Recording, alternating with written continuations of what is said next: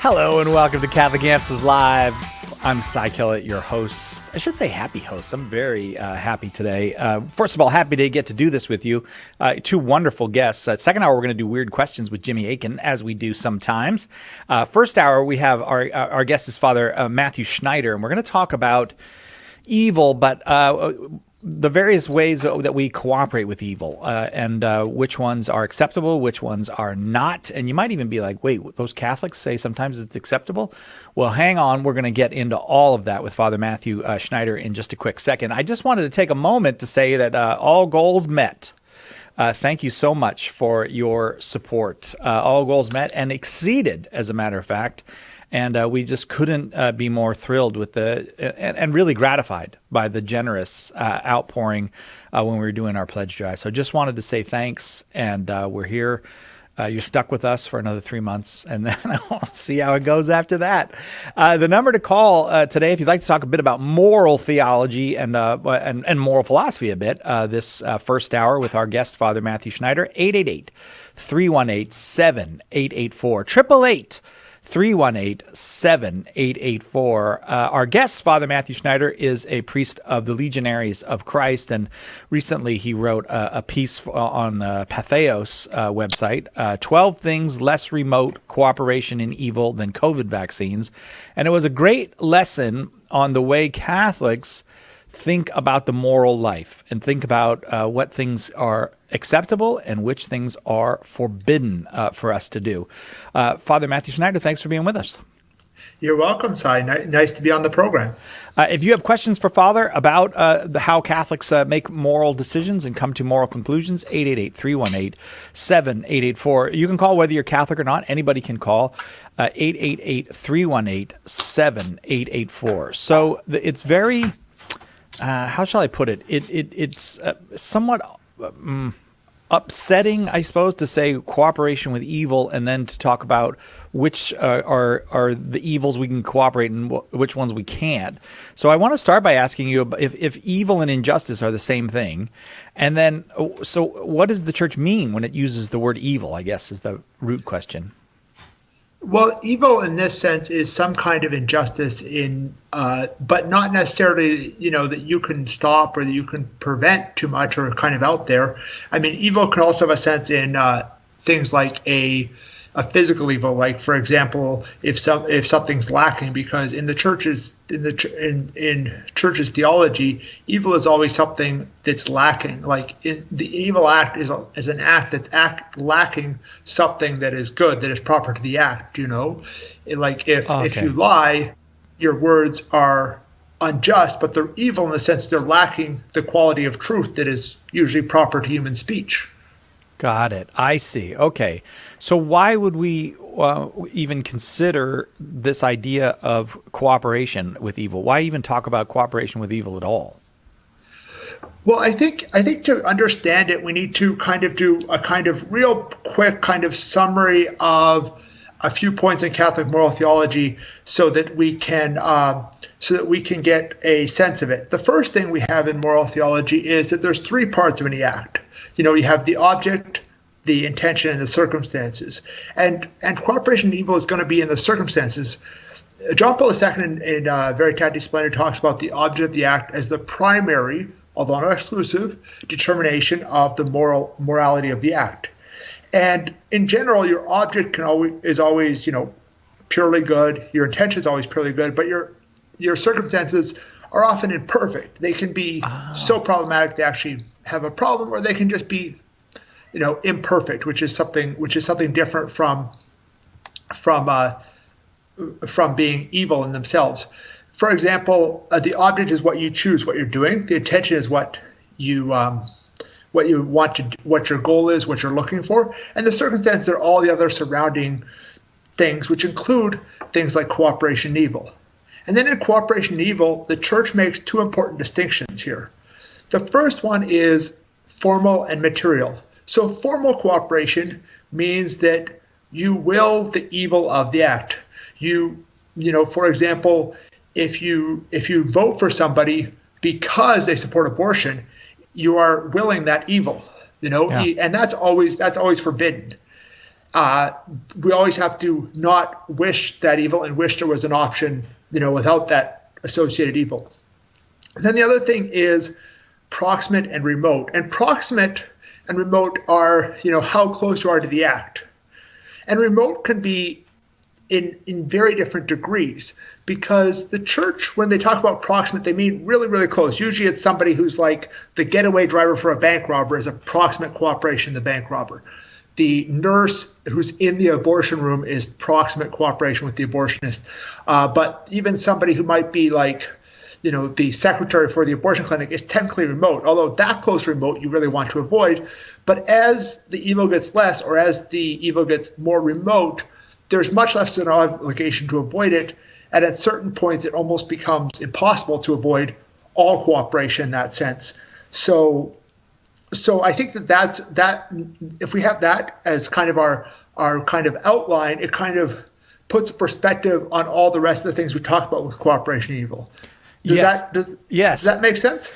It does. It's not easy. I wouldn't say it's easy, Father, but it makes sense that there's a lot of factors you have to figure here, some of which are objective. A thing is just objectively evil. Some of which are subjective. What's my intention?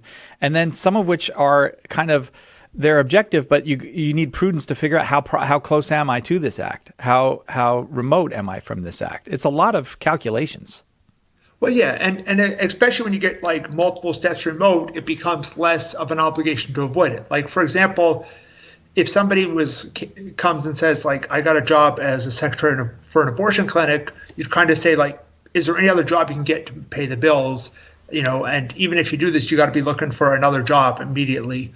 Whereas somebody who, say, works in a hospital in the cancer wing, but that same hospital in another wing provides abortions, well, they're in the same hospital. It is some degree of remote cooperation, but it's a much further degree where, the nurse working in the cancer wing doesn't have to say, oh, I can't work in this hospital because this other wing way over on the other side does something immoral.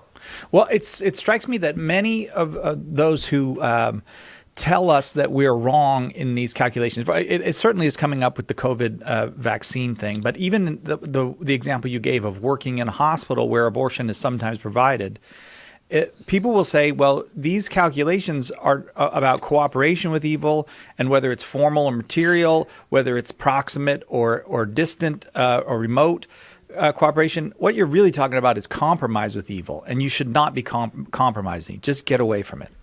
Well, let's look at the Gospels.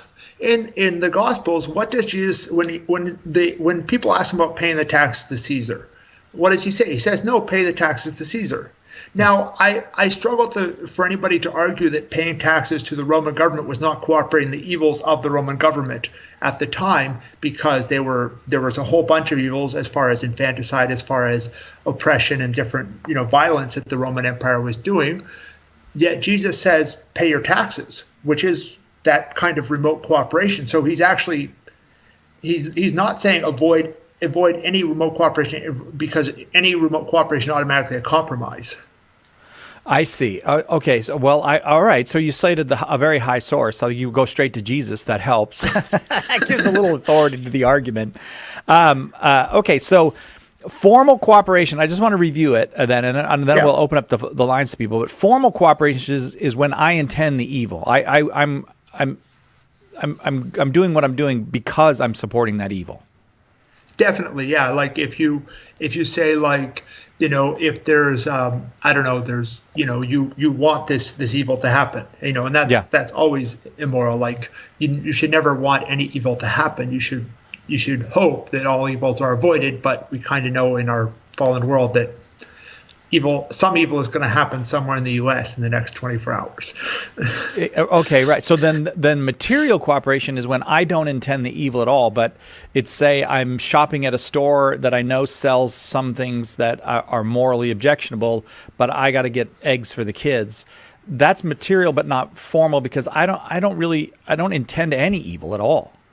Well, yeah, material and formal. You could even be material in a much less remote way. It's hard to be, super proximate, like the nurse who's handing the instruments to the abortion doctor, and be it. But let's say you were a little more proximate than just, I'm shopping at the normal grocery store that also sells contraceptive pills in the pharmacy department or something, which is relatively remote because you're not participating in the buying of the contraceptives or anything. You could even be, say, in a slightly more thing, but you're not willing that evil. You're wishing you could avoid it, but at that moment you can't. You might not be able to avoid it without incurring some other problem. Like you can't avoid going to the grocery store if you live in the suburbs because like all the grocery stores pretty much sell objectionable stuff. So you can't like not feed your kids. That's not really that's a bigger problem than the remote cooperation by going to just about any grocery store.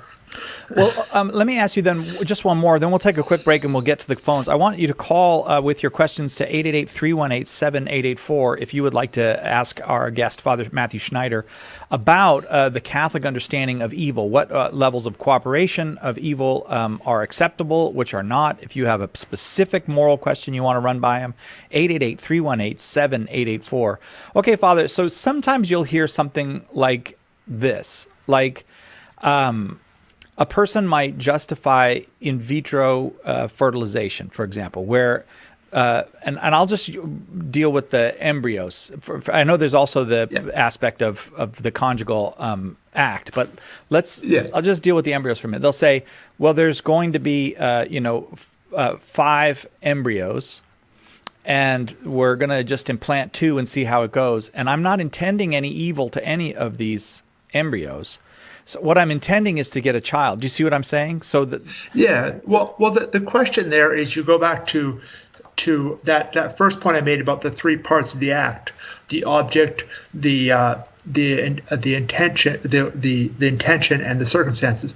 And the object is defined as the rational choice made by the agent. So in that place, your choice is to make an embryo that you are going to then freeze. That is a rational choice. Is the we already said we're not the creation of the embryo, but even then you're choosing.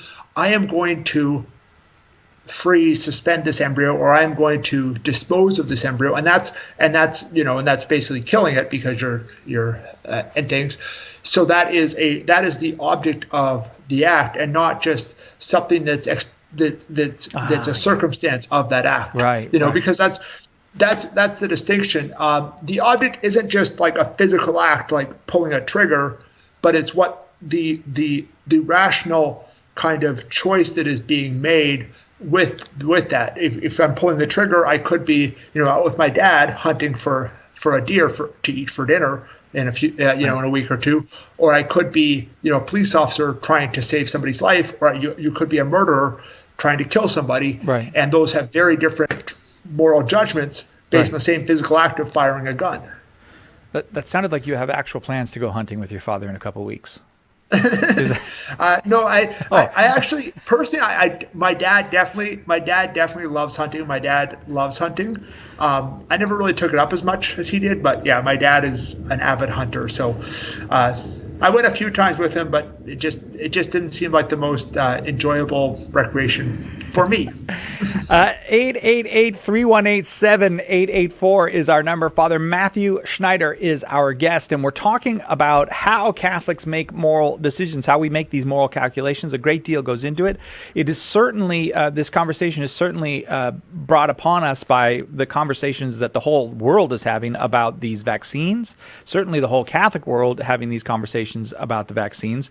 But any moral issue that you have, if you want to ask Father about how the calculation is made on that, perhaps you say, well, I don't understand why the church would teach against the use of contraceptives, for example.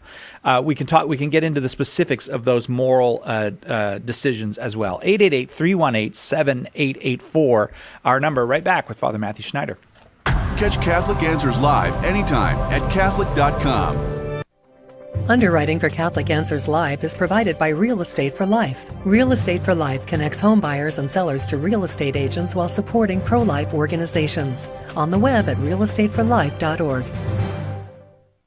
Are you a coffee drinker? If so, you can now enjoy a coffee roasted to perfection by the Carmelite monks of Wyoming. Delicious Mystic Monk coffee is roasted and prepared by monks in a hidden cloistered monastery and is available in over 25 varieties. All Mystic Monk coffees are works of perfection and labors of love. For more information on how to purchase Mystic Monk coffee, visit mysticmonkcoffee.com. That's mysticmonkcoffee.com.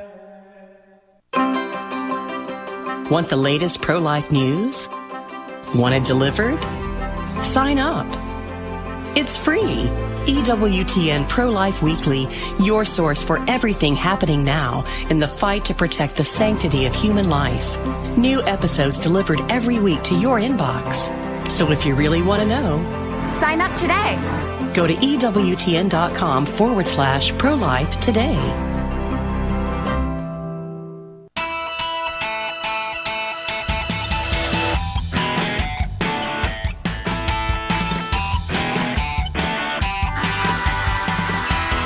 Welcome back, Catholic Answers Live. We're talking about remote and formal. We're talking about proximate we're talking about material and formal. I got that all messed up. Sorry about that. Material and formal cooperation with evil, remote and proximate cooperation with evil. We're talking about the object, the intent, and a whole bunch of other stuff. All these words you got to know or you could listen to people like Father Matthew Schneider, our guest, who are already prepared to make these calculations. It doesn't mean that we're always going to get our moral calculations correct, but it does mean that we have a very well-developed system for doing that within the Catholic Church, very well-developed, whether it has to do with war and peace, whether it has to do with money and investing and all of that, whether it has to do with medical ethics, biomedical ethics, the ethics of government. The Catholic Church has a well-developed system for investigating moral choices and testing them. And that's what Father Matthew Schneider is here to talk about. I'm going to go to the phones, but before I do, I'm supposed to tell you about the 20 Answers Challenge. Hundreds of Catholics, just like yourself, are going to take the 20 Answers Lenten Challenge, read 20 books in 40 days. Some of these books are small.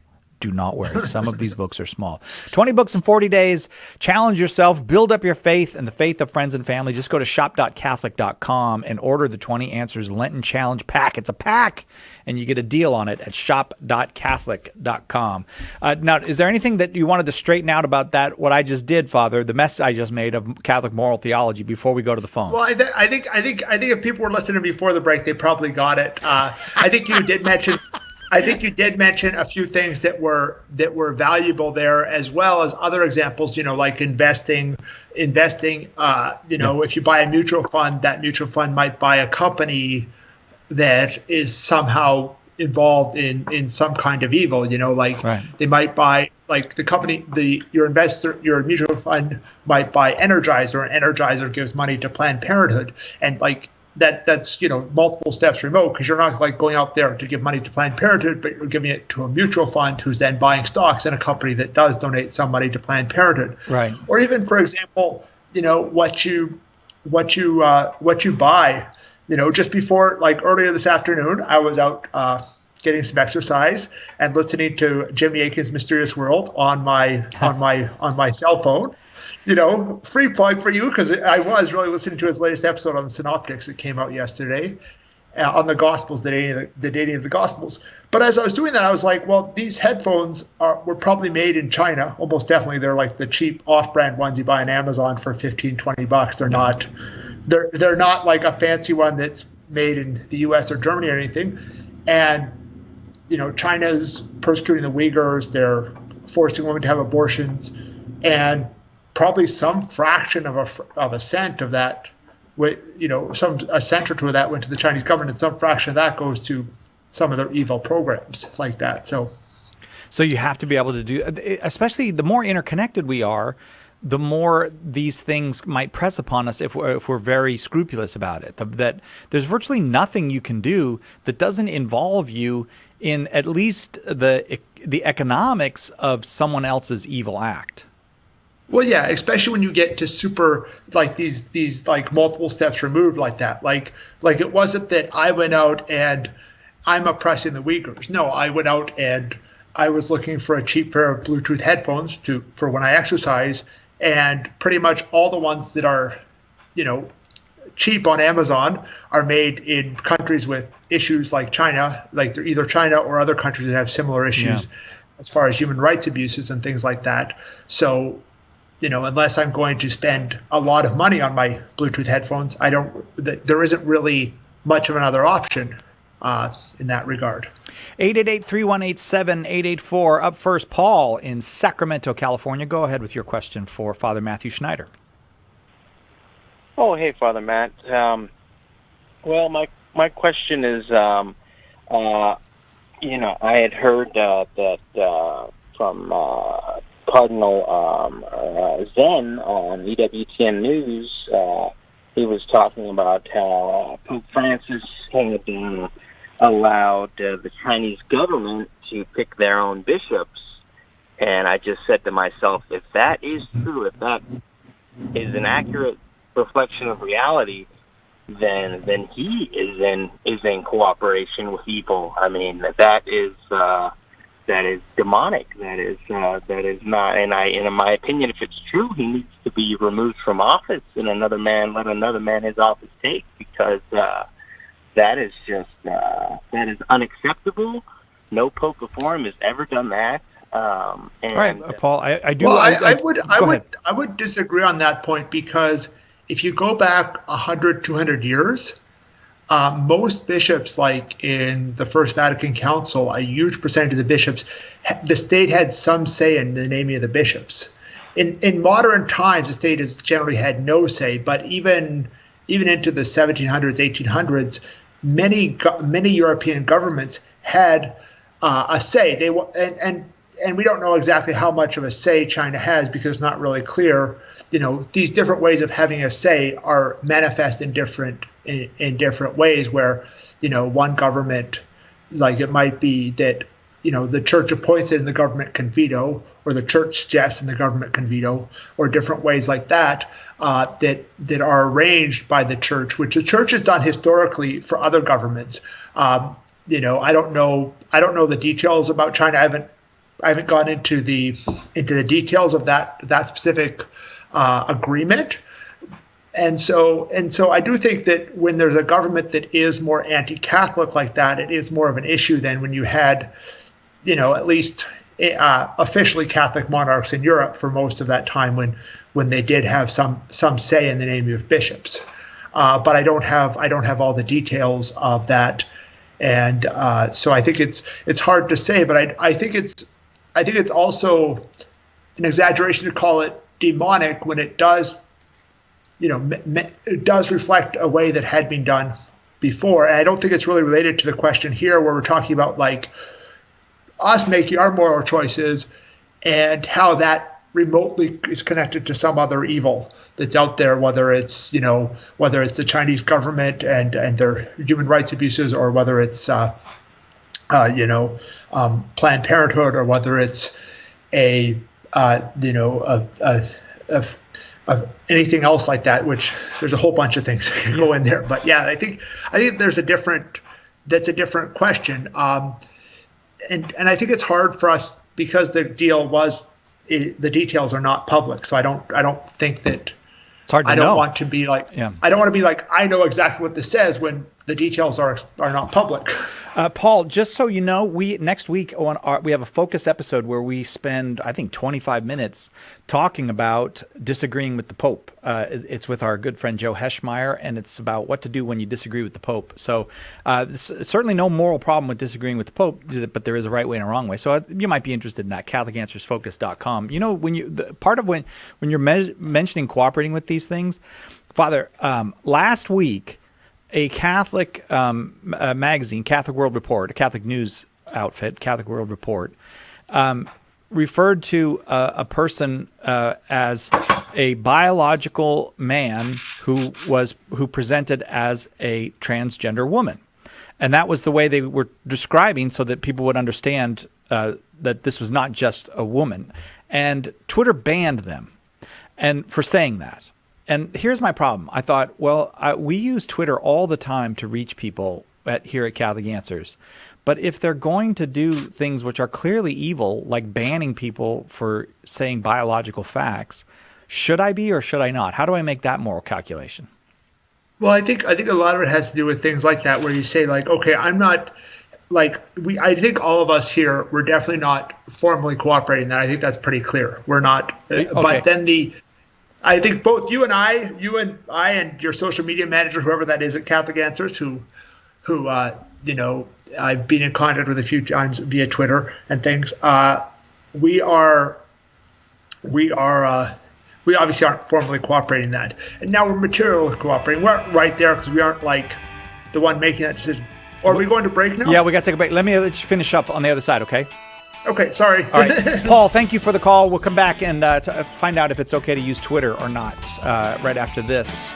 If you have a question about the Catholic way of making moral choices, 888-318-7884. We're waiting for your call. Grab that line and get on board. To many people, even many Christians, purgatory is a fantasy, or worse, a wicked lie invented by the church to make salvation complicated and keep people in fear. But I'm here to tell you that purgatory is fact, not fiction. The Bible supports it, Christians have historically believed in it, and it makes theological sense. In my new book, Purgatory is for Real, I provide the evidence and reasoning to help you understand this controversial doctrine and demonstrate how it's actually a joyful, hopeful reality, not something shadowy and mysterious, but a sign of God's love and mercy. To get your copy of Purgatory is for Real, visit shop.catholic.com today or ask for it at a good Catholic bookstore near you. Did you know you can access Catholic Answers Live right from your phone or other mobile device? Download the Catholic Answers Live app today. The Catholic Answers Live app, available now on iOS and Android. Bishop Joseph Strickland of Tyler, Texas, is one of the most courageous leaders in the church, known for his outspoken support of unborn life, Orthodox faith and morals, and reforming Catholic institutions. In his groundbreaking new book, Light and Leaven, he offers a forthright perspective on the state of the church today and calls on the lay faithful to meet its challenges boldly, touching on topics including parish renewal, the centrality of the Eucharist, the need for prayer and silence in a noisy and distracted age, and the battle between good and evil in the church and world. Bishop Strickland's wise insights and evident love for souls will inspire and edify you. To order your copy of Light and Leaven, visit shop.catholic.com today or ask for it at a good Catholic bookstore near you.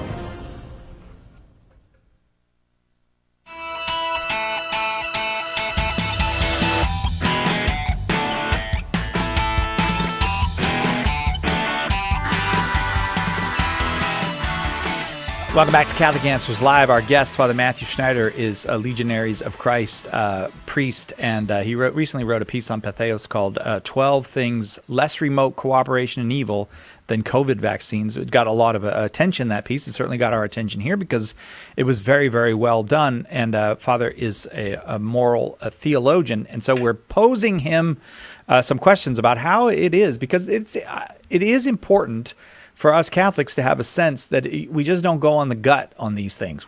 Sometimes the gut is right, but the mind needs to be engaged in these things. So here's what I did. I get this fine moral theologian on here, and I gave him 20 seconds to answer a question about whether or not I can use Twitter. Father, let me set it up for you again. Father Matthew Schneider, again, our guest, 888-318-7884. Here's the setup. I'm on Twitter, trying to share the love of Jesus on Twitter, and also sometimes making snarky comments. I do both of those things. But here's Twitter banning Catholic media sites because those sites don't agree with Twitter about transgenderism. As a matter of fact, even calling them hate and all that. So then I'm faced with this dilemma. Should I just get off Twitter and just quit on this thing? What's the moral calculus, Father? So I think the first thing is that obviously this is not an act that we're directly involved in. So it is a question of cooperation. And then second of all, none of us are formally cooperating in that kind of restriction of speech where you can't say that this person is a biological male who's presenting as a transgender female or something along those lines. I don't remember the exact wording of Catholic World Report. That's a good paraphrase of it, though. Yeah. and so though that like, and then we have to look at like the and it's remote material cooperation. So you have to say, okay, well, what in remote material cooperation, you have to look at like how far away the evil is, what the evil is, and is there a easy way to avoid that evil? Because obviously that evil is, relatively remote. Even though it's Twitter, it's like we're not there in the offices assigning the people to figure out who bans which accounts for what reasons and writing the rules and things. Because that would be a very different situation if you and I were, had some power inside the corporation to try and affect it. That would be much less remote. It's relatively remote. And then it is it's obviously an evil there. It's not, restricting free speech is less of an evil than, killing someone or something like that. And then the other factor is what other options you have to avoid it, because and how easy those are to use, how easy those are to access, because it's very different. If I go into Walmart and there's two chairs and one's made in China, one's made in a factory 2 miles away, where I know the boss treats his workers well and things, and they cost the same amount. There's no reason to pick the one from China, because there's no real difficulty in choosing the other option. There's no real other evil that's possibly involved with things. Whereas if you say, okay, I'm not going to be on Twitter, well, that means like, well, what other option do I have to communicate on that kind of audience? Is there a way to speak to that audience that isn't Twitter? And there doesn't seem to be a super obvious answer. I mean, maybe somebody could argue, well, there's Facebook, but then Facebook has similar issues to Twitter in that regard. Right. So you're not really, it's kind of like I don't see a clear like one is worse than the other about that issue. Yeah. Both seem to be equally problematic. I'm not getting into like precise details, because some people would argue one or the other is a little more evil. I'm not. That's kind of beyond this and more of an analysis thing of very precise things. But I think in that regard, it's not like there's not really much of an option that doesn't have it, or there might be some other option, but it involves some other evil that's involved. Like you go to this other platform and they have no restrictions, and so people are saying things that are problematic and clearly problematic and aren't being restricted. So it's like what kind of options do you have to make a moral choice there? Fair enough. Okay, all right. I'm gonna stay on Twitter for a little while then. And I'm gonna try to be less snarky and more love of Jesus. That'll be my plan. 888-318-7884. We're talking about making moral decisions as a Catholic with Father Matthew Schneider. Up next, Lewis in St. Paul, Minnesota, watching on YouTube. Go ahead, Lewis, with your question. Hello. Kind of amazing to be online, eh? To be on a radio show. But so my question is, sorry. No, go ahead, Lewis. Go ahead. I was going to say it is kind of amazing in that sense, because I didn't realize that YouTube was going to be like audio. I thought YouTube was just going to be like, when they said YouTube, I thought you were just going to read a question, actually. But you didn't know we were going to be broadcasting video of you all over the world? You didn't know that? Well, I knew you could broadcast that, but I thought it was just like the comments, not the actual like audio. But anyways, I see. Yeah. No, we're very advanced here. Lewis. Continue, Lewis. Sorry. It's like a newspaper. So my question is in regards to, well, I mean, this is probably a question for Trent Horn. He talks about this a lot, but in regards to socialism, Catholics and socialism, and just moral evil and stuff like that, I'm probably going to upset a few people in the comments because there's a few Catholic socialists on your live stream there. But for example, Pope Pius the 11th was asked if it was okay to vote for the Labour Party in Britain, and he said that it was. And I just wonder, I'm not a socialist, but voting for a socialist party, and just any party that goes contrary to Catholic doctrine in general, what's the nuance of that. Okay, Father. Well, I think the first thing is that the word socialist can mean very different things here, because and the church, as far as economics, does not set like this is the exact economic policy of the church. She sets a very wide, perspective with some fences on the outside, and you can't go outside of that. Some forms of socialism in themselves definitely go outside of that, like Marxism specifically, or, Leninism, Stalinism, those type of ones definitely go outside of it as far as Catholic teaching, as far as, the limits of economics. But a lot of things that are called socialism are within Catholic teaching in that regard. Like some people will say that like Canada's economy, because I'm Canadian originally, is socialist. And well, maybe compared to the U.S., but as far as the economic policy, neither the U.S. nor Canada is outside of Catholic teaching of what's acceptable in a general outline. Obviously, in certain specific areas, there are issues in almost every country in that regard. So then you have to ask.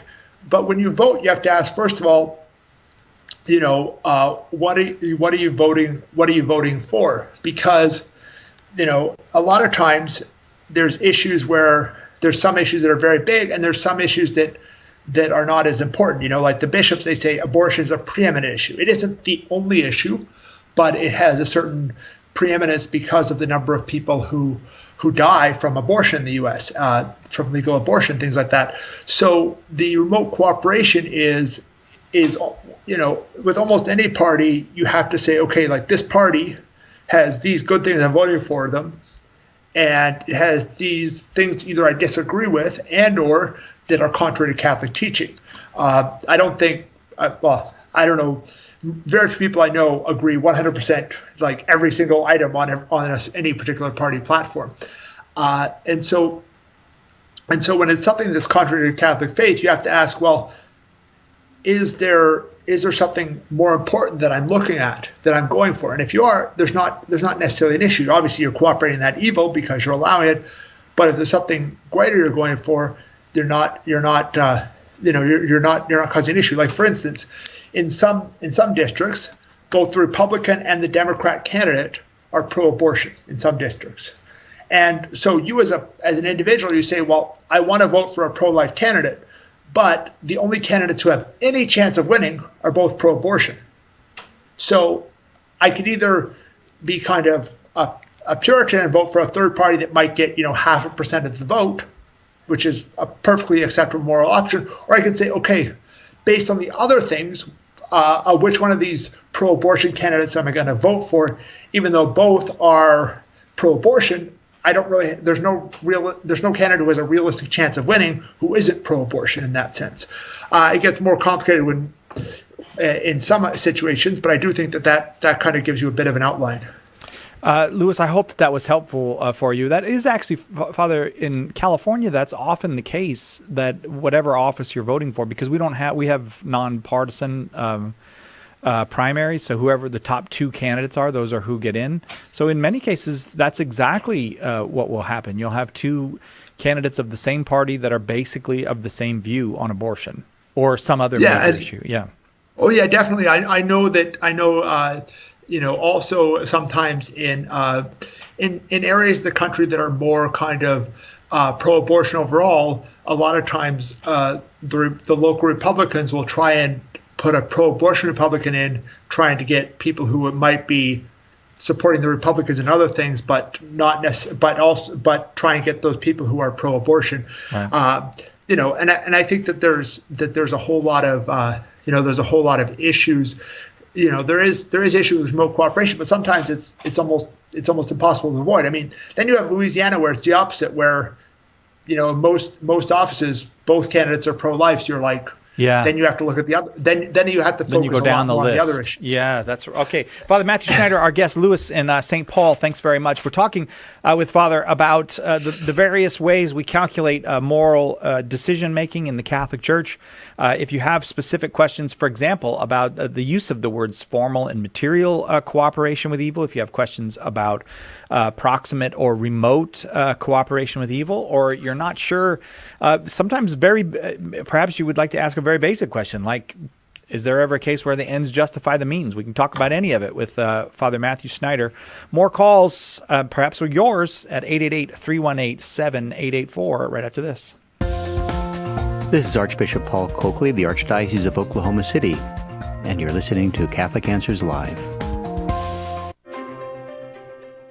Do you love praying for people? Have you ever wanted to use your gift of prayer to share Jesus with others and build up the body of Christ? Start a public prayer station with St. Paul Street Evangelization. Listen to people's needs, pray with them, or invite them to meet you at church. St. Paul Street Evangelization can help you get started.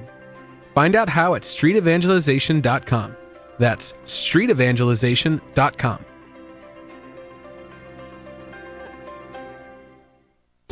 Celebrate the beauty and sanctity of humanity with the Gift of Life Novena Bracelet. Designed exclusively for EWTN, it features 9 prayer beads, a St. Benedict crucifix, a miraculous medal, and medal of St. Anne with her daughter, the Blessed Virgin Mary. Ask for the prayers of these holy saints with the Gift of Life Novena Bracelet, now available for just $39.95. To order, go to EWTNRC.com and search for item number 739.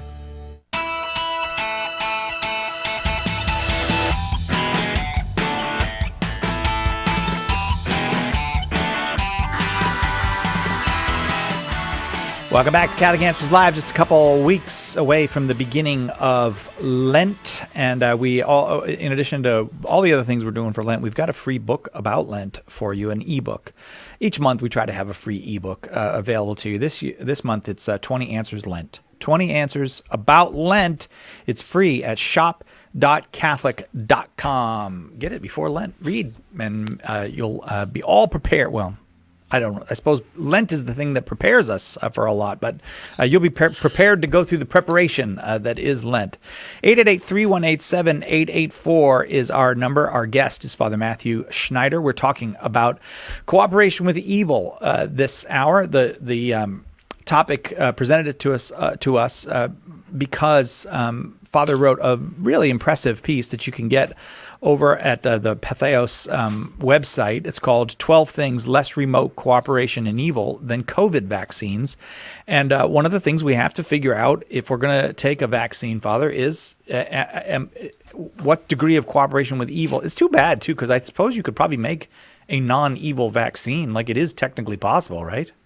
Oh, it's definitely technically possible. I mean, most of the vaccines we have right now don't have those issues. I mean, a few of the vaccines that are currently generally used, pre-COVID, that were generally used 6 months ago, not counting the ones that were just approved for COVID, there were 2 that had issues, which were the chickenpox and rubella vaccines, where they were grown on fetal cell lines, but the National Catholic Bioethics Center and a number of others like Father Nicanor Austriaco, who is a doctoral degree both in moral theology and in microbiology, Father Archbishop Fisher from Australia, and a number of others had all come out basically saying, look, that these are ethical, if there's no other option reasonably available to the person. Let's say, for example, for some reason Canada approved a vaccine that was ethical, but the U.S. didn't approve that one and only approved one that was grown on fetal cell lines. I mean, it would be quite a bit to ask a person to travel to Canada to get a vaccine, versus just having it in the U.S. Although, in all likelihood, if that happened, it would probably be the other way around for the Canadians being stuck with it rather than the Americans. But I didn't actually know that you were Canadian when we invited you on, but you're still welcome. Don't worry about that. 888. Well, I've lived most of my adult life in the U.S. So, yeah. I entered the Legion in 2001, and I think, I've been in the U.S. now. So that's 20 years ago. I've been in the U.S. now 16 years. I think it was 3 years in Rome and 1 year in Canada since I entered the Legion. So. Well, let me ask you to make a distinction then for me, if you would, about the vaccine then, because there are quite a few people, and here at Catholic Answers, we hear from a lot of different people on a lot of different questions. There are quite a few people who are in a position where they're either I get it that the moral theologians in the church and the Pope himself, the people who have the authority to say these things, have said it's morally acceptable to take this vaccine. I just can't do it because I don't want to have anything to do with this abortion.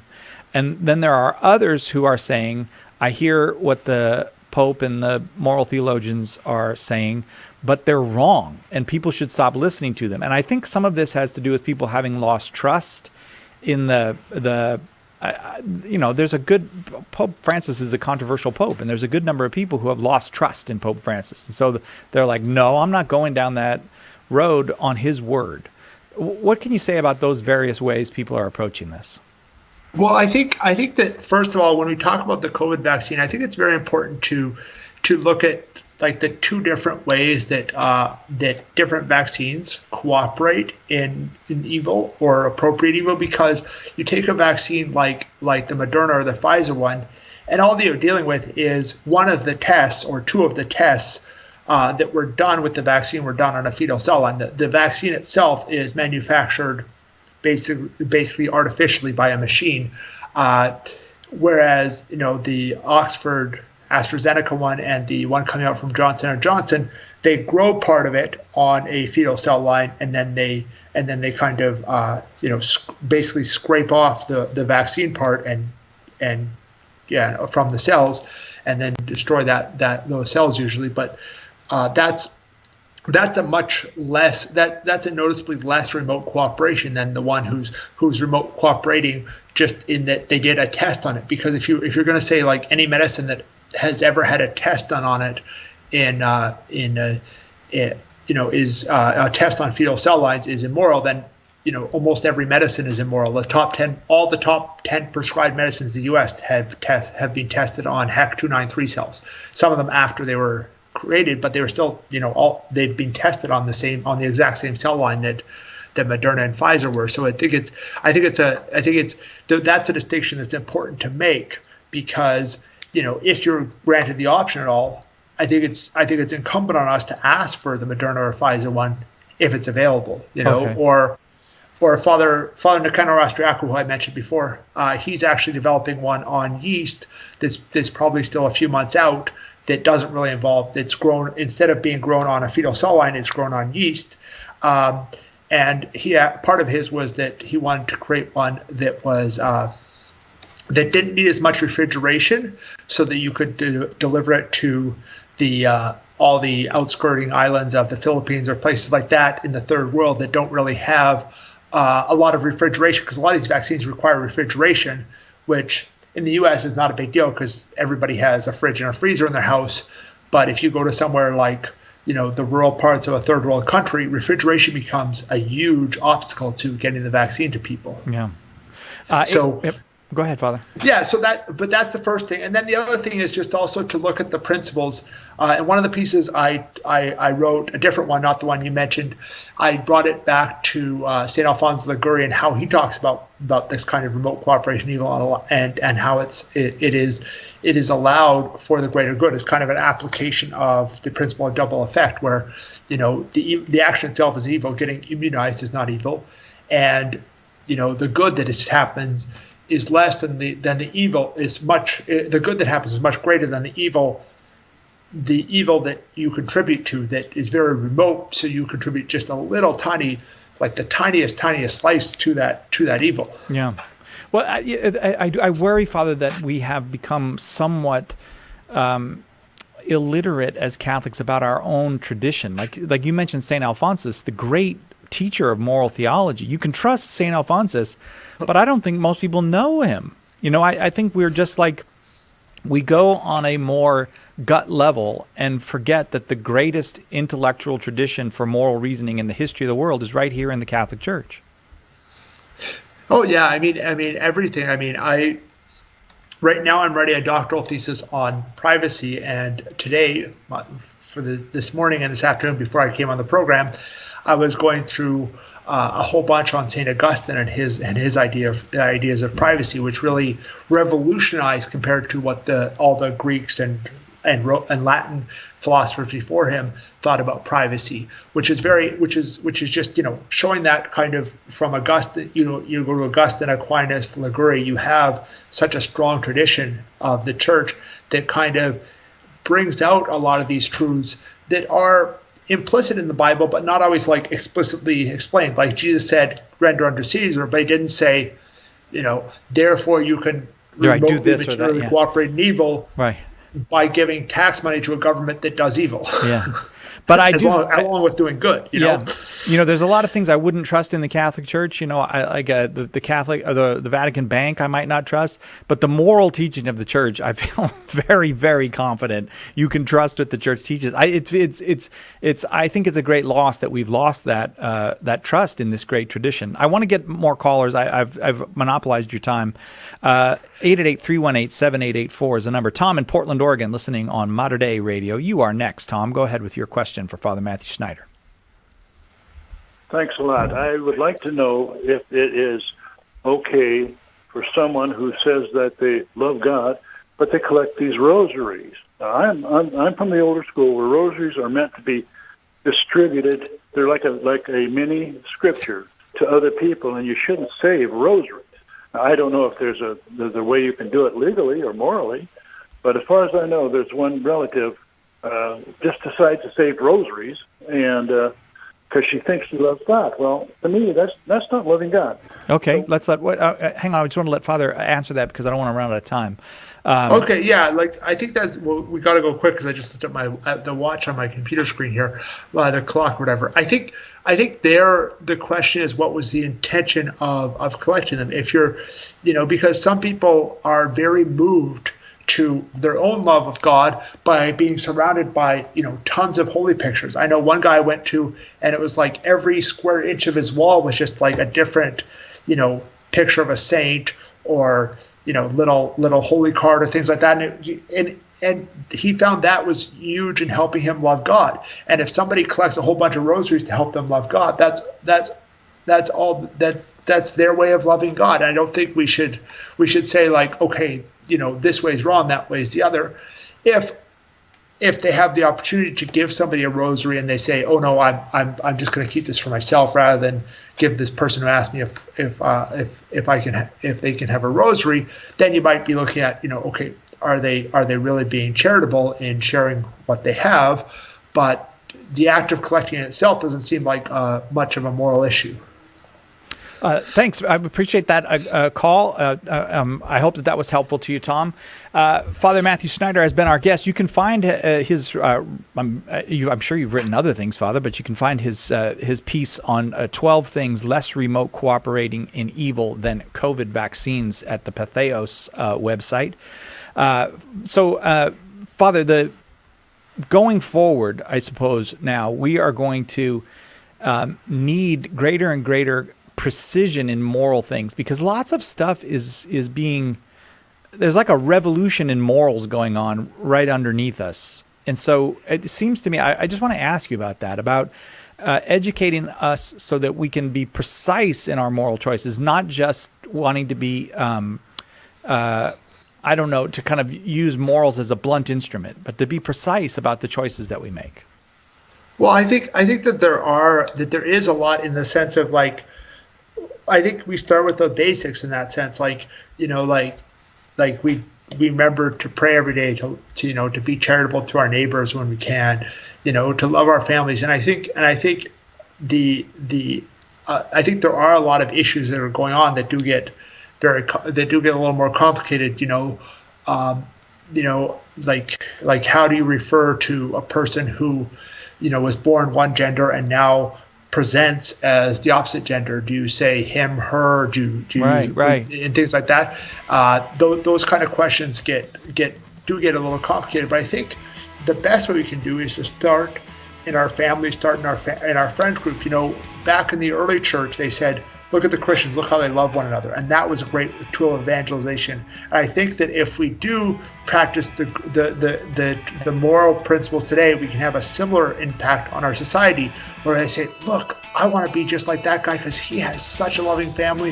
He has such love for his wife and his kids. And I just want to be like that guy because like my life, and that really attracts people to faith. And ultimately, I think will win the cultural battle, be a big part of winning the cultural battle. So let's focus on that and not get overly committed just to a cultural battle and forget about what's our own lives.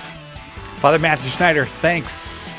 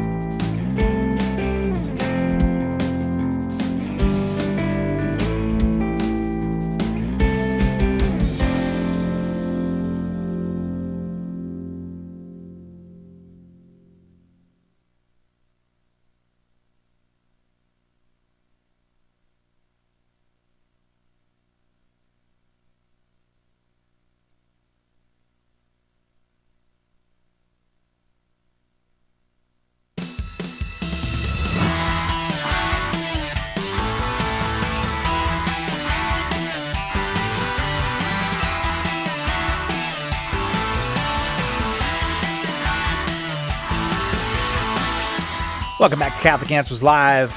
I'm Cy Kellett, your host. I wonder if you could get weird and groovy in one show. You could have a weird show, also a groovy show. I'm looking at you, Nick.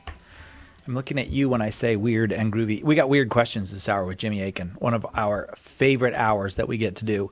The questions are weird. Jimmy Akin is brilliant. You thought I was going to say weird. Nah, you thought I was going to. And every now and then, Nick will throw us a little bit of groovy music, and we can make it groovy and weird. I'm not going to give out the numbers. Especially if we have just met our fundraising goal on the previous day. I know, right, Nick? Right? Oh, I'm trying to get his attention. All right.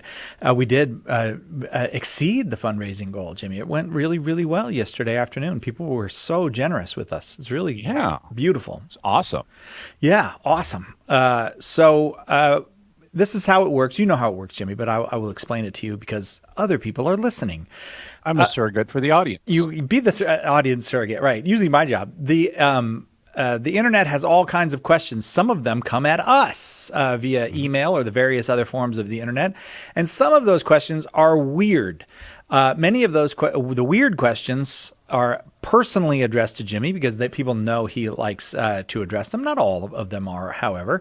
And every now and then, Jimmy collects them all up, and we do an hour of just asking him the weirdest questions we've got. Jimmy, also proprietor of Jimmy Akin's Mysterious World, by the way. Synoptic Gospels? Yes. Well, no, not Synoptic Gospels. Today was about the dates of all four Gospels. The Synoptics are Matthew, Mark, and Luke, but we also covered John in this episode. So you can check that out today. Next week, we start on the Georgia Guidestones. Don't know. Very mysterious monument in Georgia that has been called America's Stonehenge. Some people think it has the 10 Commandments of the Antichrist written on it. Well, all right. I'll look forward to that. Before I get to the weird questions, Jimmy, I got to ask you about this, and I bet everybody who knows you is asking about this.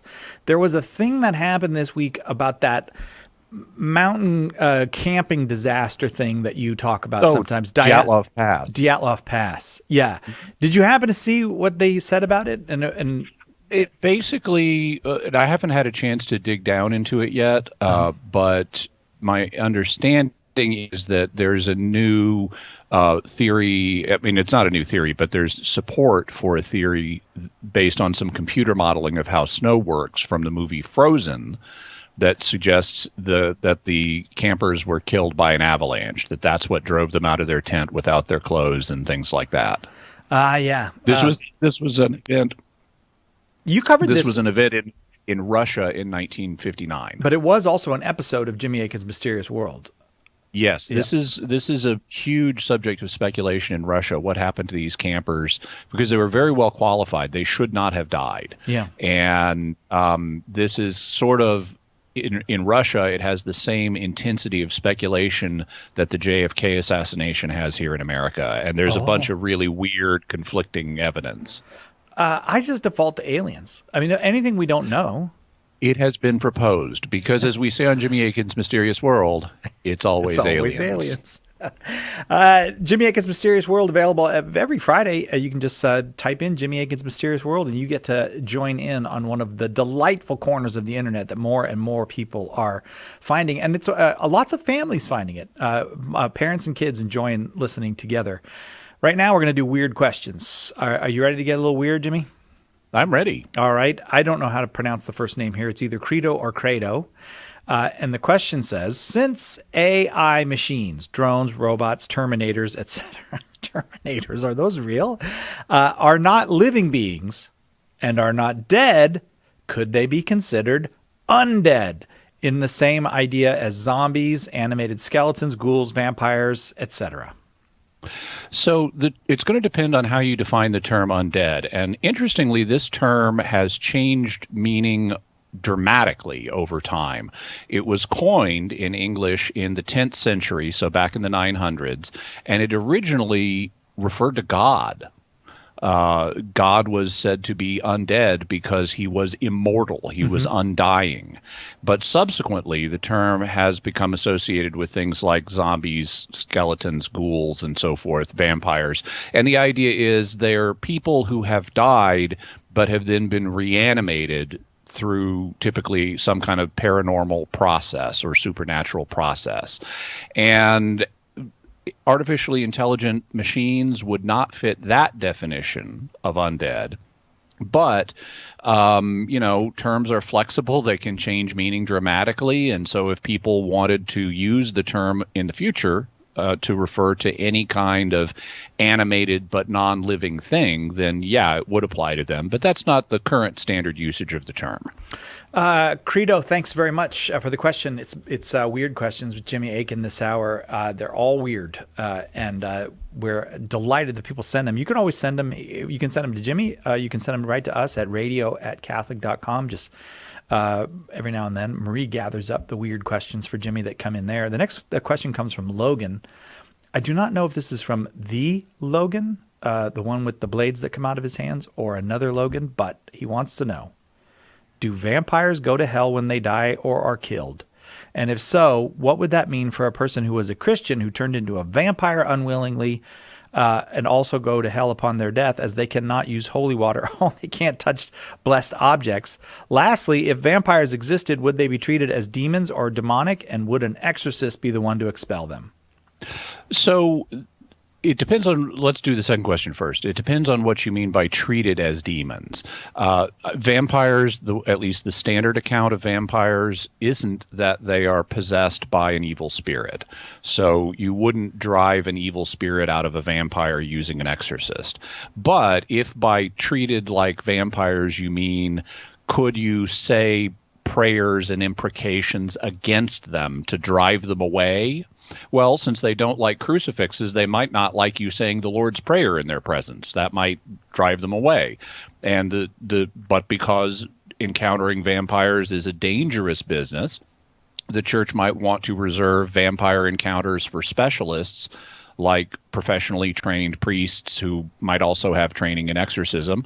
And so you could potentially see exorcists being deployed against vampires to drive them away or stake them or things like that.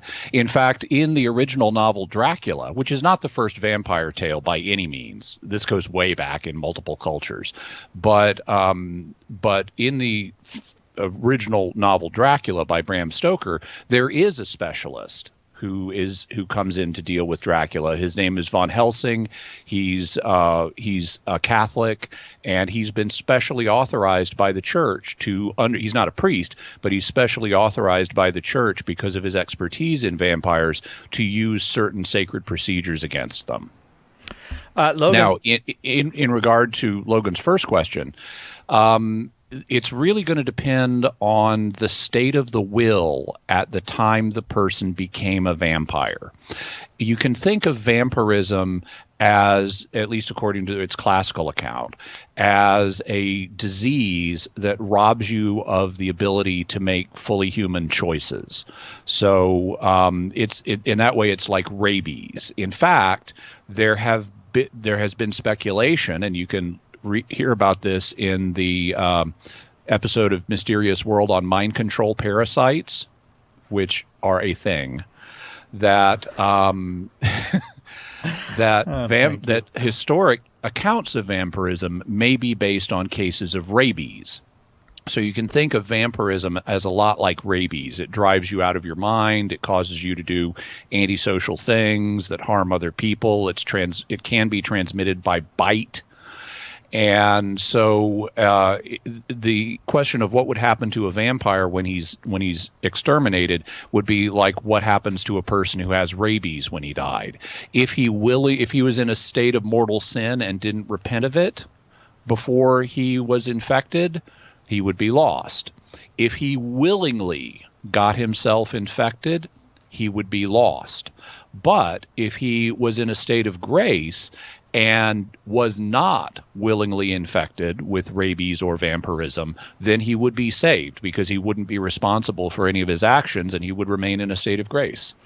Logan, thanks for that question. We've got to take our first break. Jimmy Akin here with us. It's Weird Questions with Jimmy Akin. All the questions have come to us via the internet, and I can tell you a lot more weirdness coming up. Also, before we send you off to the break, we've got that daily Lenten apologetics series. Each day, beginning on Ash Wednesday, you receive a new apologetics lesson delivered straight to your email inbox if you'd like it. So you just go to shop.catholic.com or catholic.com, either of those websites, shop.catholic.com or catholic.com. Just sign up for the Lenten apologetics series and you get it for free each day throughout Lent in your email inbox. Miss a show? Make sure to catch up by downloading the podcast, available online at Catholic.com. Underwriting for Catholic Answers Live is provided by Real Estate for Life. Real Estate for Life connects homebuyers and sellers to real estate agents while supporting pro-life organizations. On the web at realestateforlife.org. The Aquinas Writing Advantage program is part of Homeschool Connections' set of online courses for your Catholic homeschool. Homeschool Connections' website is homeschoolconnections.com. Wings is the weekly newsletter that's packed with program info, features, and updates of all that's going on at the Global Catholic Network. Just go to ewtn.com/wings. Fill out your name and email address, and you'll start getting your wings every week. When you get yours, send it to all your friends, and they can send it to their friends. And pretty soon, we're covering the whole world with the good news about EWTN. Wings, the weekly newsletter from EWTN, the Global Catholic Network.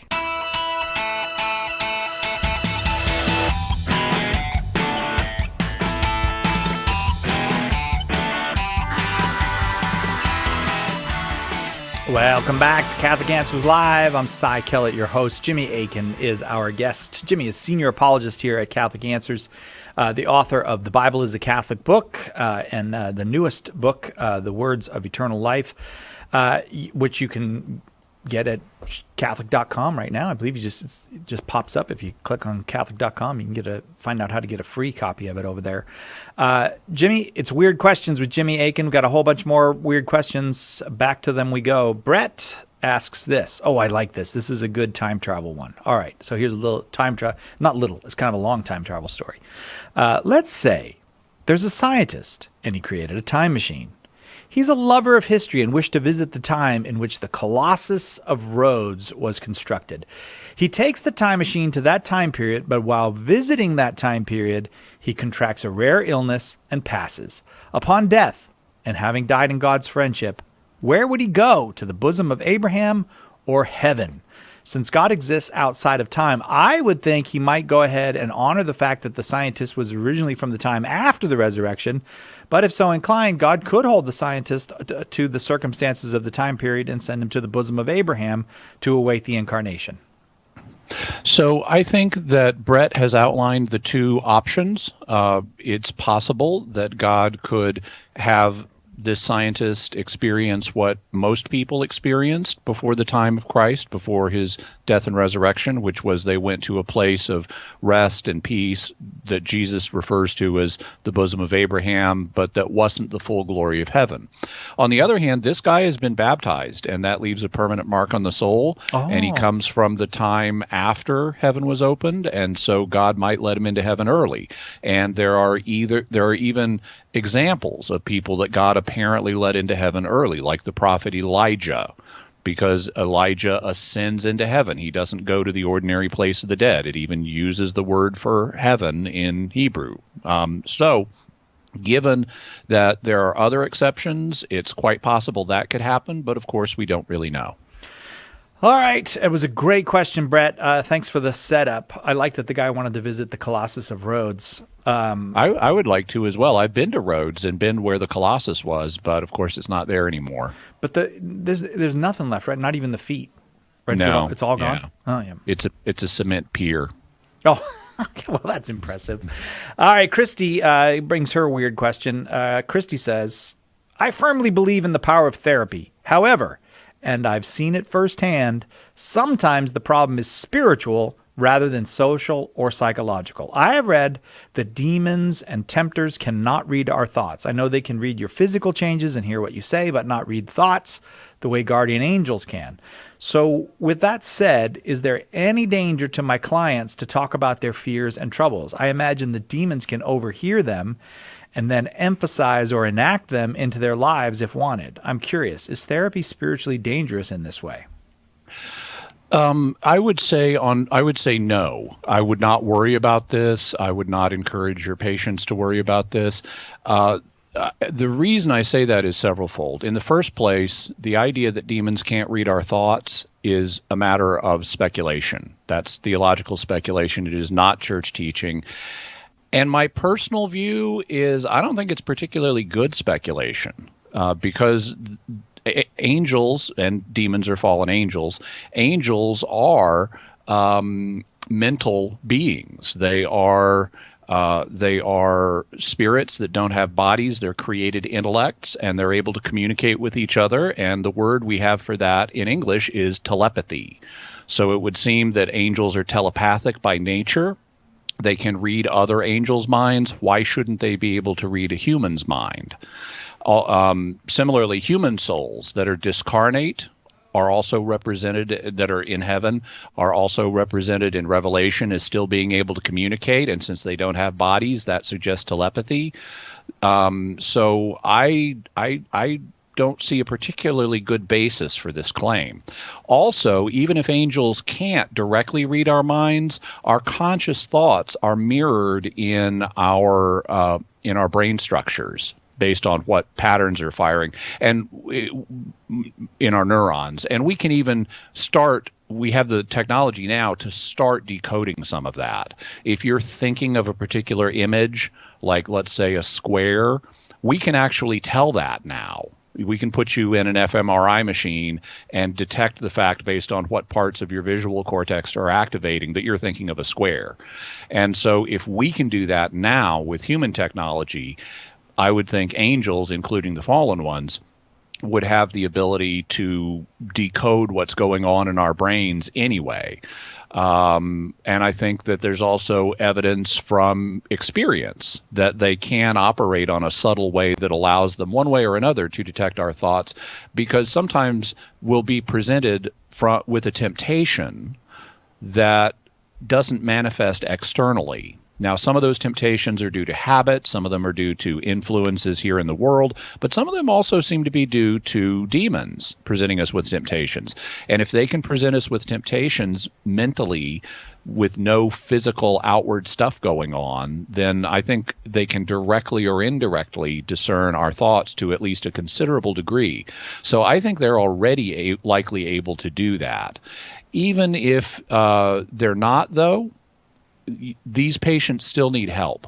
They still need to talk about their problems, and it's going to be better for them to talk about their problems to someone, whether it's a therapist or a spiritual director or an exorcist.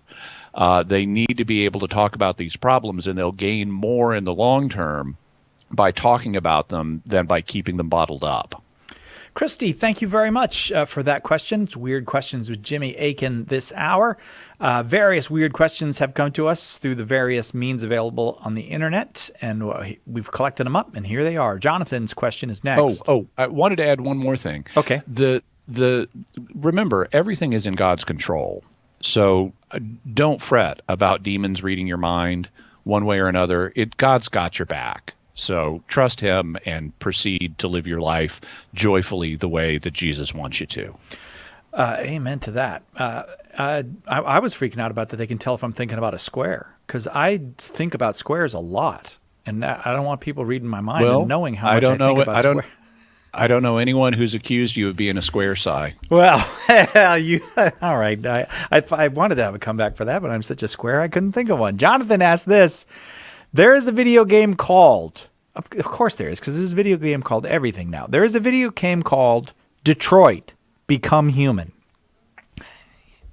In this game, there are robots that are indistinguishable from humans in action, appearance, and emotion.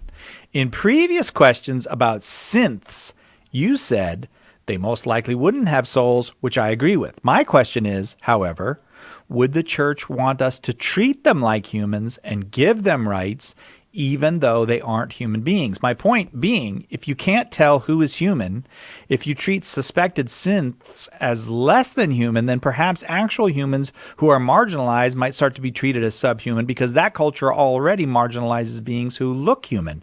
So in this unlikely scenario, what do you think the church's social teaching should be? So, first of all, let me clarify about the word synth. I don't recall using that word, and to me, the word synth or synthezoid is ambiguous. It could refer either to a synthetic non-living being, like a robot, or it could refer to a synthetic living being. And anything that's alive has a soul. And so if it's a synthetic living being, I would say it has a soul. And if it's got human-level cognition, I'd say it has a rational soul.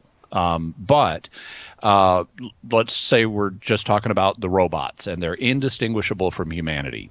Well, if you're in an environment where there are an appreciable number of robots mixed in with the humans and you can't tell which are which, then the church, or at least Catholic moral theology, and if you ran this up to the Congregation for the Doctrine of the Faith, I'm sure they would agree, but Catholic moral theology would require you to treat anything that you think may be a human as if it's a human on the principle of precaution. It's like if you're out in the woods hunting and you see a silhouette in the trees that looks like it could be a human rather than a deer, you are not allowed to shoot the silhouette.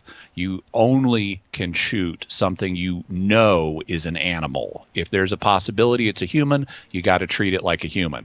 Same thing if you've got androids that are so perfect you can't tell them from humans and you don't know if you're dealing with a human or not, you got to treat them as a human. Having said that, this is not a desirable situation because the fact is that humans have rights that androids don't, intrinsically as a gift of God based on their dignity as human beings.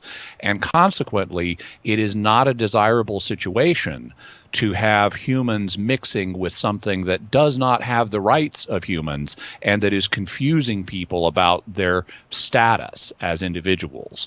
So I would say that the way church social teaching would likely evolve in this case would be to say that there must be differences between any androids that are created and allowed to function in society and humans so that it is obvious to the humans whether they're dealing with another human being or whether they're dealing with an android. That is a great question because it does seem like we're heading in this direction. I mean, when you think of the leaps that technology is making, it's not a crazy question anymore to think that there could be a thing that is indistinguishable from a person. Mm-hmm. That's scary. Yep. And there are debates going on right now about all kinds of dangers involving AI. It is a subject that needs to be taken seriously. Jonathan, thanks very much for the quite intricate but very helpful question. Looks like we're going back to vampires. Patrick asks this.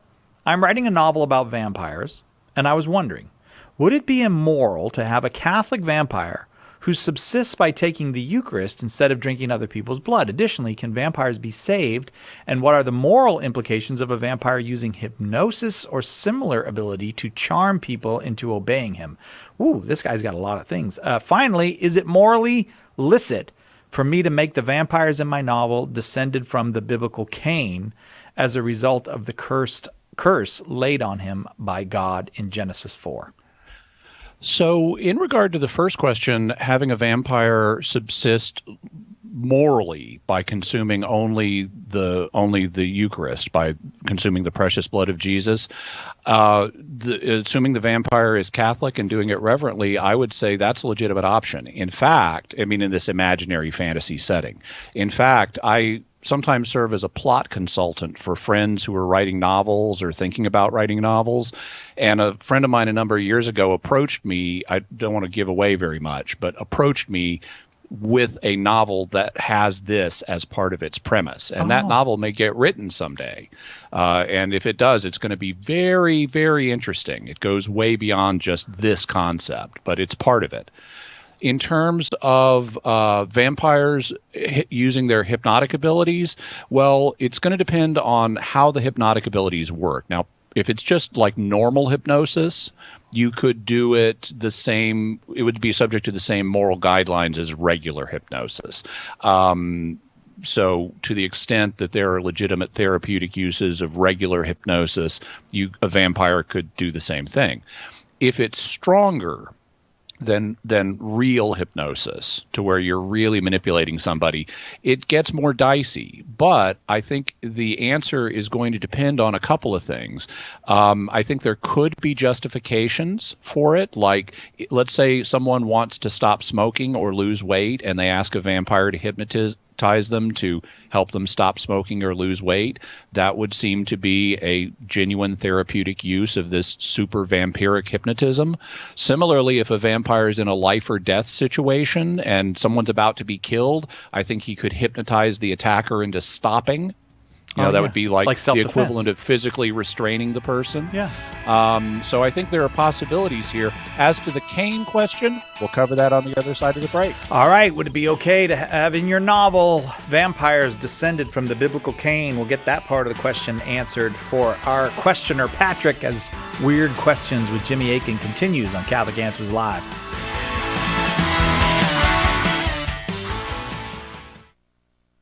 Catholic Answers Live.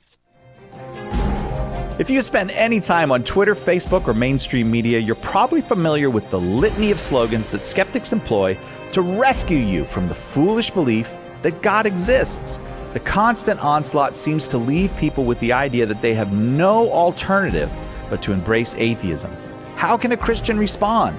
In One Less God Than You, John DeRosa breaks down 20 of the most common atheist challenges and shows you how to craft effective answers. Atheism is more aggressive and widespread than ever. Read One Less God Than You and prepare yourself to respond with the joyful truth that God is real. To get your copy of One Less God Than You, visit shop.catholic.com today or ask for it at a good Catholic bookstore near you. To many people, purgatory is a fantasy, or worse, a wicked lie invented by the church. But I'm here to tell you that purgatory is fact, not fiction. In my new book, Purgatory is for Real, I'll give you the evidence and reasoning to help you understand this controversial doctrine and demonstrate how it's actually a sign of God's love and mercy. To get your copy of Purgatory is for Real, visit shop.catholic.com today or ask for it at a good Catholic bookstore near you. Have you subscribed to the Catholic Answers Radio Club newsletter? This is Catholic Answers Live host Cy Kellett, and I want to tell you about our new weekly newsletter full of behind-the-scenes information and facts you need to know about the show. It's easy to sign up. Just visit CatholicAnswersLive.com and look for the newsletter sign-up box on the front of the page. It's a great way to keep up to date with what's happening with the show and see what's coming in the days ahead, delivered weekly into your inbox. Sign up today for the Catholic Answers Radio Club newsletter and see what you've been missing. Go to CatholicAnswersLive.com.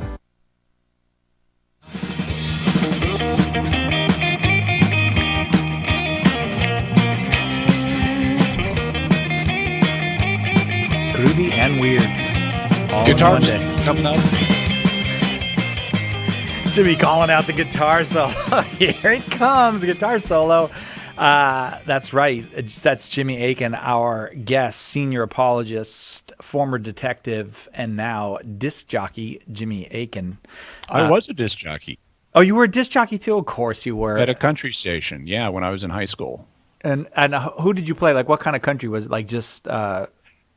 It was, well, this was in the 1980s, so it was contemporary country for the time. Oh yeah, right. Because there's well, I guess I was gonna like George Jones. It was like a top 40 country station. Nice. So one time I don't know if we did it live or if we did it before the show for the internet audience, but we went through your jobs. And it's an amazing list. I love that you were a detective and also spent some time as a cook in a Chinese restaurant. I was a Chinese chef. But for the last 27 years, I've been an apologist for Catholic Answers. And as of this month, I am now the longest serving employee at Catholic Answers. I've been here longer than anybody else. That's right. That happened because Maureen left us. Maureen retired.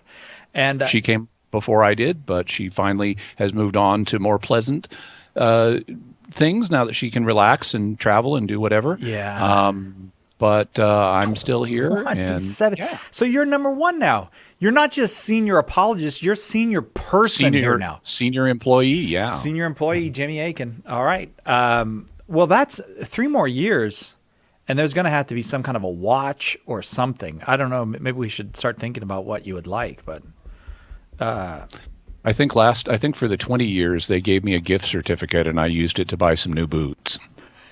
all right. Well, all right. There's a thought. See, now we're thinking. At least we're processing.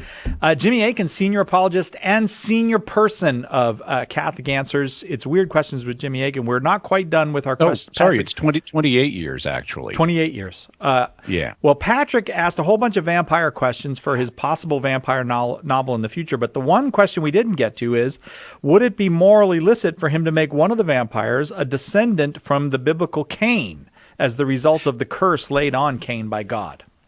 It's not wrong in principle, but I would discourage that option for a couple of reasons. One reason is it doesn't really fit the biblical data.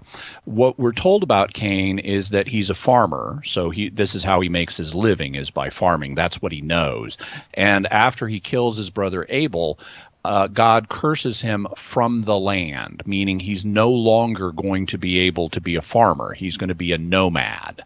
And so he won't be able to use his skills in the same way. And that's what the actual curse is. Now, sometimes people connect the curse on Cain with the mark that God puts on Cain. Oh, yeah. The mark, we're not told specifically what it is. It was probably a mark on his forehead, because that's how the Hebrew audience would be expected to understand it. If you put a mark on someone in their culture, it would typically be a brand or a tattoo on their forehead. And this was done, for example, for slaves or who ran away, or for devotees of particular deities and so forth. And the reason that God puts the mark on Cain is not to curse him. It's actually to protect him, because Cain is concerned that now that I'm a nomad, I'm just going to be wandering. I'm going to encounter people who are going to know what I did to my brother, and they're going to kill me. Mm-hmm. And so God puts the mark on Cain to protect him as a sign. If anyone kills Cain, God's going to extract justice from that person. And so the mark is actually a blessing rather than a curse. So God is mitigating the curse that he's put on Cain by causing him to no longer be a farmer. So none of this biblical data really fits with vampirism. The second reason that I would discourage this is that through very unfortunate circumstances in the 18th and 19th centuries, the idea of the mark of Cain got tied up with racism. And because in the biblical genealogy and Table of Nations in Genesis 9 and 10, the people who lived farther south than Egypt and the Egyptians themselves are said to be descendants of Noah's son Ham. So they're Hamites rather than Shemites or Semites. And one of the characteristics of folks who have sub-Saharan ancestry is they have darker skin. And so some 18th and 19th century racists started speculating that what the mark of Cain was darker skin. And that's completely does not fit the biblical text or what the Hebrew audience would have understood it to be. In the ancient world, dark skin was not regarded as a curse at all. So this is a modern racist idea, but because it's associated with Cain, if you were to make vampires descendants of Cain, it would bring up these thoughts for people who are aware of this tragic legacy, and it would serve as a distraction from what you're trying to do. And you might even have people reading your novel and saying, is he a crypto racist that is presenting black people as vampires or something? And you really don't want that as a reaction to your novel. Patrick, a lot of great vampire questions. Thank you. Right in the perfect spirit of Weird Questions with Jimmy Akin. Up next, a question from Marcin. I am a fan of all the Jimmy Akin shows, and I wanted to ask regarding the situation in authoritarian countries. If I was a Catholic, abducted by a government as a dissident, and I requested they provide me with a Catholic priest to hear my confession and maybe give me sacraments, how do I... okay, who's moving the document on me? How do I know it's really a priest and not an imposter? And if he is an imposter and I don't know that, am I to believe that my confession was valid? Well, your confession, if he's not a real priest, the sacrament of reconciliation will not be valid because it can only be performed by a priest. However, if you have perfect contrition for your sins, where you turn away from your sins because you recognize God is infinitely good, you're already reconciled with him by that fact. And you could even be stimulating an act of perfect contrition in the act of confession itself. So even though the priest couldn't validly absolve you, you might be reconciled with God simply through the exercise of attempting to confess. As far as how to detect a genuine priest from a non-genuine one, the way is to ask him questions. Ask things only a genuine priest would know. Because if they're sending in a fake priest, he's probably not going to be extensively trained in Catholic thought and in Catholic theology. So I would think, if I was in the cell, I would think of obscure doctrinal questions, several of them, that a fake priest with minimal training would not be likely to know the answer to, but that a genuine priest with real training would know the answer to. And so that's how I would go about discerning that. I also might try to fake him out, because I might casually mention something as a Catholic doctrine and get him to agree that it's a Catholic doctrine when in fact I know it's not. And so I might use a kind of probing test like that to say, oh, Father, I just, could you help me understand the church's teaching that? And then I name something that is not church teaching. I wouldn't do something that's obvious, but in the novel Brideshead Revisited, one of the daughters, Cordelia, plays a joke on a guy who's just coming into the church by telling him all about the sacred monkeys in the Vatican. And he later is like, I'm not saying there's not a good reason for this. I just want to know what the good reason is for the sacred monkeys in the Vatican. See, he's trying to have faith. He's just seeking understanding. Yeah. Thanks very much, Marcin. I hope that's helpful to you. I hope you don't get picked up by the authorities in an authoritarian country, but now you've got some strategies if you do. Weird questions with Jimmy Akin this hour. You know what? We're so close to the break. I think we'll take a quick break. We'll do that, and we'll come back with more weird questions for Jimmy Akin right after this. There's only one Catholic Answers Live. We have a big problem. Our culture is dying, and souls are in danger of being lost. The answer is conversion to Jesus Christ in His church. St. Paul Street Evangelization is a Catholic organization, and we have hundreds of teams spreading the good news throughout the country. But we need your help. The harvest is great, but the laborers are few. Find out more and get involved today at streetevangelization.com. That's streetevangelization.com. When I begin my prayer time, I always enter into it with the expectation that God wants to teach me something. And it has to start with my willingness to share my heart with God, not just say words at Him.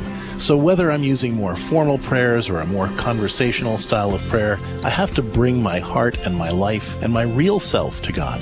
And by having that dialogue, we're able to enter into a deeper relationship, and He's able to show me how to use all the events of my life to draw closer to Him.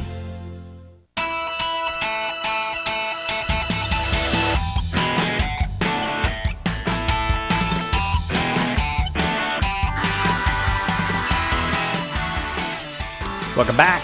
Catholic Answers Live. Jimmy Akin, our guest, and it's Weird Questions with Jimmy Akin this hour. We got a whole bunch of weird questions. We've gotten through a bunch and more to go. Let's go to Thomas's weird question now. We're not taking calls, by the way, because these questions we gather up from the internet over the course of, a matter of weeks. So you get a sense of the degree of weirdness around here sometimes when you realize that these questions over the course of weeks come to us, all these strange questions. This one is from Thomas. On Weird Questions, you said it's possible that a human-animal chimera could have a spiritual soul. If so, how would it be resurrected? As a chimera or as a human? So, for folks who may not know, a chimera is a creature that originally it was a mythological creature that had elements of other creatures stitched together. But in like a griffin or a sphinx, for example, part lion, part human, part bird, whatever. In a modern biological context, a chimera is a creature that has genetic material from more than one species, and we can make chimeras these days. For example, we have these goats that they implanted spider genes in them, and so now the goats in their milk make spider silk. And they tried farming the spiders to get silk production up, because you can use the silk in really good ways, like make Kevlar like protective, bulletproof vests and stuff. Yeah. But the problem with farming spiders is they kill each other. And so goats typically don't kill each other. And so the idea was, let's get goats that can produce spider silk that we can then refine for these industrial purposes. So they genetically edited some goats and gave them spider silk production capabilities, and now they're happily munching whatever goats eat, which is just about anything. The worst thing, though, is when they find the goats hanging from the ceiling fan. That has been happening a lot. And well, by their udders, yeah, with all that spider silk in the milk. Yeah. Now, there's a sense in which human beings already are chimeras, because one of the things that happens at least according to the scientific account, because one of the things that happens during the course of evolution is we get illnesses like viruses, and there is gene transfer as part of those. So if you look at human DNA, it's already got lots of ancient viruses in it, and those aren't part of our species. Also, even more significant, and this occurred very early on in the history of life, you know how we've got these little things in our cells called mitochondria? You have metachlorians. None of the rest of us do, but I know you do, Jimmy Akin. We all have mitochondria. Yeah. It's what's called an organelle, which means it's a tiny thing that's kind of like an organ, and it's part of each of our cells. It's not inside the nucleus. The nucleus is one organelle, but then we have these mitochondria, which we inherit only from our mothers. Yeah. And they serve a function of energy production in the cell. And originally, it seems that when life first evolved on Earth under God's providence, cells did not have mitochondria. Mitochondria were separate entities that then got used to living in ordinary cells and eventually just became part of them. And so that's another example of us, in a sense, already being chimeras, because we have these organelles that originally, a couple billion years ago were a separate species. Yeah. So they've just become part of what it means to be human. Now, in terms of what happens in the resurrection, God could rewrite our DNA into something else, but I don't have reason to think that he would, since we already have ancient viruses and mitochondria. If someone had some additional cells spliced in from another species, like maybe so they would have better eyesight or something, maybe a little bird DNA, I would think God would let them keep that as long as it wasn't causing them a problem. But I don't know for sure, but that would be my guess. Thanks, Thomas. Thanks very much for that question. It's Weird Questions with Jimmy Akin. We go on to Ray's question now. I just discovered Jimmy Akin's Mysterious World. Well, where have you been, Ray? Where have you been? Everyone else knew all about it. And No. Reward the joy of discovery. Oh, that's okay.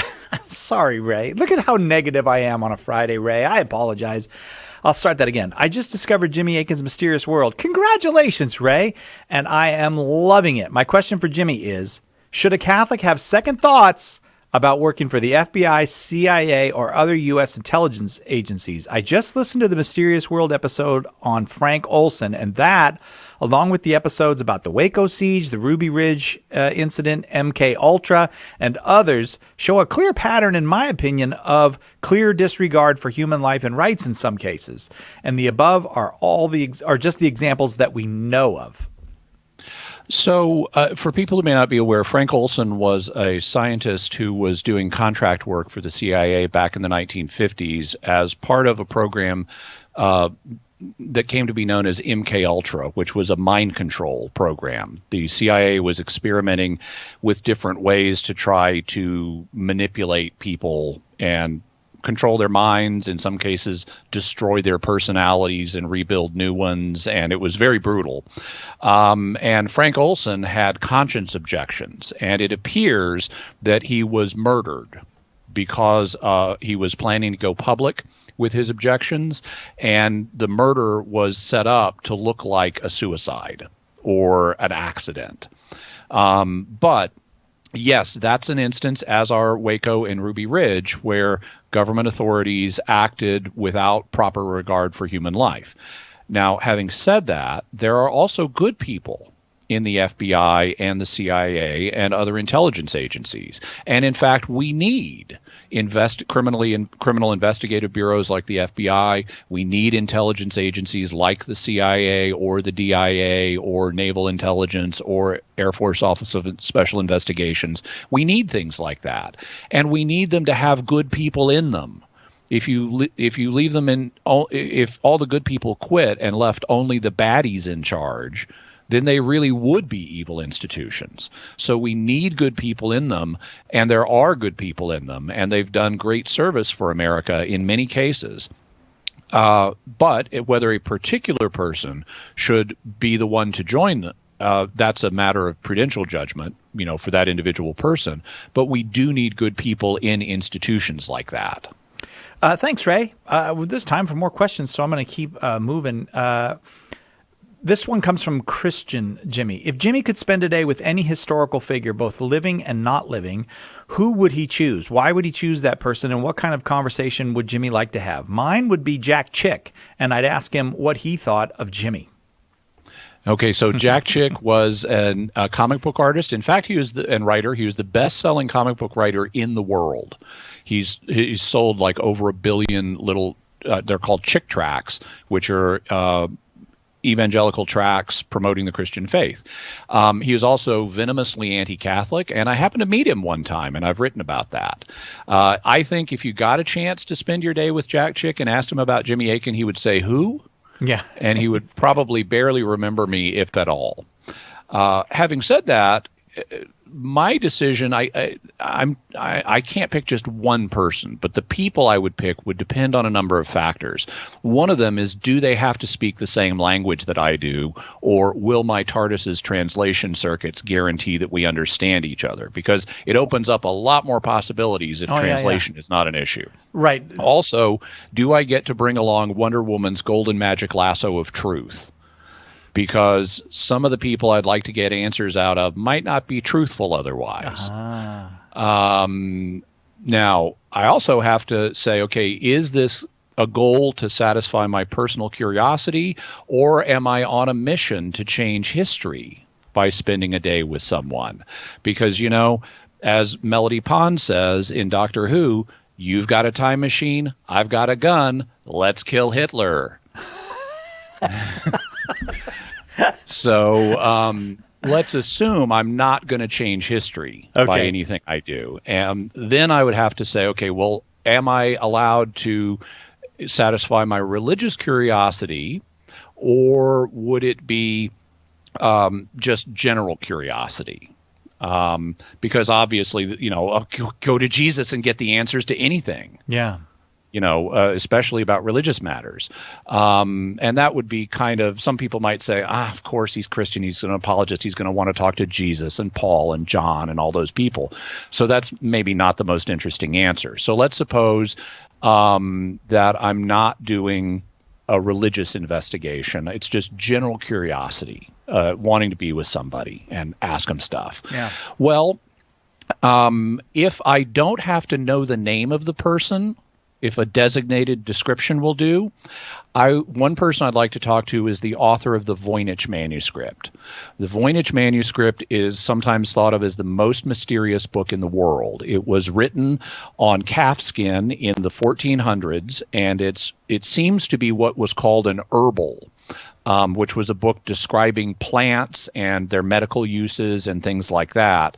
But it's written in a language nobody understands. It was clearly written in Europe, but because it's got a semi-European alphabet, but nobody can read it. And I would love to talk to the author of the Voynich manuscript and get answers about it. Another person I'd like to talk to, and actually for some of these I could find their names, but the head librarian of the Library of Alexandria. And I'd love a tour of the stacks with my iPhone to record images of lost books. Yeah. Another person I'd like to talk to is Papias, or someone who had a copy of Papias's exposition of the Logia of the Lord, so I could get images of that lost 5 books with my iPhone.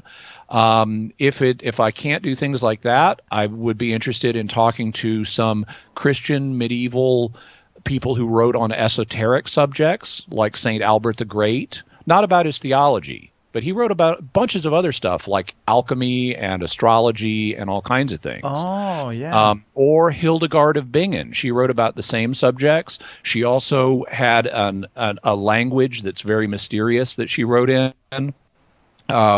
Nostradamus, I'd be interested in talking to, because even though he's reputed to be a scholar even though he's reputed to be an astrologer, there's evidence that he actually was doing something else when he composed his quatrains, and he just said he was doing judicial astrology because judicial astrology was allowed at the time. It looks like what he was really doing was a practice called, this is the theory, a recent theory anyway, is that what he was really doing is a practice called bibliomancy, where you take a random book and flip to a random passage and interpret it as having precognitive or prophetic significance. Oh, yeah. So I'd love to find out his actual method. Another person of this kind of period that would be interesting to talk to would be John Dee, who was a mathematician, astrologer, astronomer, and occultist that was in the time of Queen Elizabeth I. And he had just endless pages of conversations with angels written in an angelic language. And he would just be a fascinating, and it's just amazing the volume of this angelic text material he's got that we can't read. And it would be fascinating to talk to him. I mean, I'm not saying I buy all of his stuff, but he'd be a fascinating person to talk to. Another would be Daniel Douglas Hume, who lived in the 1800s. He was considered the greatest physical medium of all time. And he could do things according to the reports from upper class people in London who witnessed this stuff. They said he would do things like levitate out the window of a second story of a house and levitate back in through a window on the first story of the house. He was investigated by the head of the Royal Society, which is Britain's prestigious scientific society, a guy named Sir William Crookes. He was the guy who first found helium on Earth. Oh. And he discovered the element thallium. So he's like a very respectable scientist. He would do things like strap Hume down so he could not physically influence anything in the lab, but Hume would then be able to physically influence things in the lab. And so he would be interesting to talk to.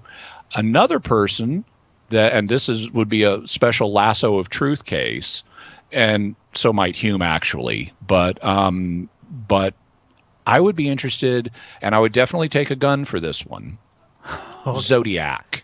Oh, the Zodiac Killer? The Zodiac Killer was a serial killer in the Bay Area around the year 1970. He sent letters to newspapers in which he mocked the police and posed riddles and had crazy views. And he's never been caught, despite a bunch of clues. I've studied the Zodiac case extensively, and I would be interested to know, I'd be interested to get the lasso around him and ask him who he was and how much of the crazy things he said in his letters he really believed versus how much was just for show. I'm so glad we got that question asked. Who was that asked that question? That was Christian. Asked that question. Christian, thanks very much. You can always send your questions if you got weird questions for Jimmy. If you got an address for Jimmy, send it to him, but you can send it to us. radio@catholic.com is our address. radio@catholic.com. Once again, I want to say thanks to everybody who supported us this week. God bless you. We're very, very grateful, whether it was prayers or financial support or any other way. It turned out to be a very successful and helpful week. So thanks. And Jimmy Akin, thank you so much for tackling the weird questions for us. Thanks, and have a great weekend, everybody. You too, Jimmy. We'll see you next time, God willing, right here. Catholic Answers Live.